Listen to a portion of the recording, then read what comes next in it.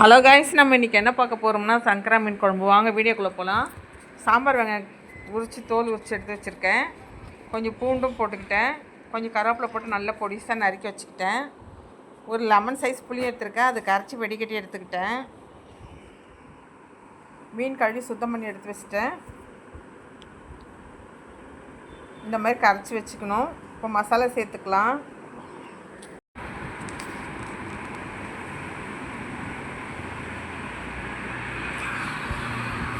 3 spoon மிளகாத்தூள் போட்டிருக்கேன், 1 spoon வெறும் மிளகாத்தூள் போட்டிருக்கேன், கொஞ்சம் மஞ்சப்பொடி போட்டிருக்கேன். இப்போ குட்டி குட்டியாக கட் பண்ண வெங்காயம் பூண்டெல்லாம் பொடிசாக கட் பண்ணியிருக்கேன், அதையும் இதில் போட்டு கரைச்சி எடுத்துக்கலாம். கொஞ்சம் ஒரு தக்காளி பழம் போட்டு கரைச்சிக்கிட்டேன். தேங்காய் உப்பு போட்டாச்சு.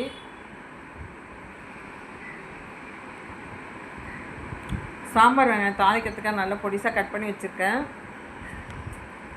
இப்போ பாருங்கள், ரெடி பண்ணியாச்சு. இப்போது ஸ்டவ் பற்ற வச்சு பாத்திரம் போட்டுக்கிறேன், எண்ணெய் ஊற்றிக்கிறேன். எண்ணெய் நல்லா காயிட்டும், நல்லெண்ணெய் தான் ஊற்றிருக்கேன். கடுகு உளுத்தம் பருப்பு, மிளகு, சீரகம், வெந்தயம் போட்டு தாளிச்சிக்கிறேன். இப்போ பொடிசாக கட் பண்ண வெங்காயம், பூண்டு, கருவேப்பிலை எல்லாத்தையும் போட்டு இதில் வதக்கிக்கிறேன்.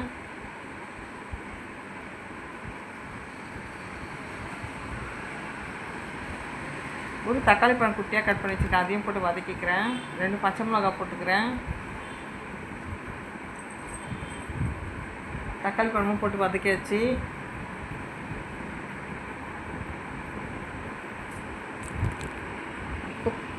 ரெடி பண்ண குழம்பு எடுத்து ஊற்றிக்கலாம். அப்படியே கொதிக்கட்டும் நல்லா.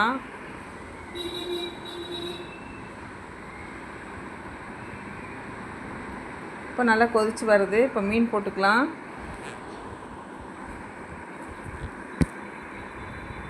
இப்போ மீன் போட்டாச்சு. அப்படியே ஒரு 5 நிமிஷம் கொதிக்கட்டும். ரொம்ப கொதிக்கக்கூடாது, மீன்லாம் உடஞ்சிரும்.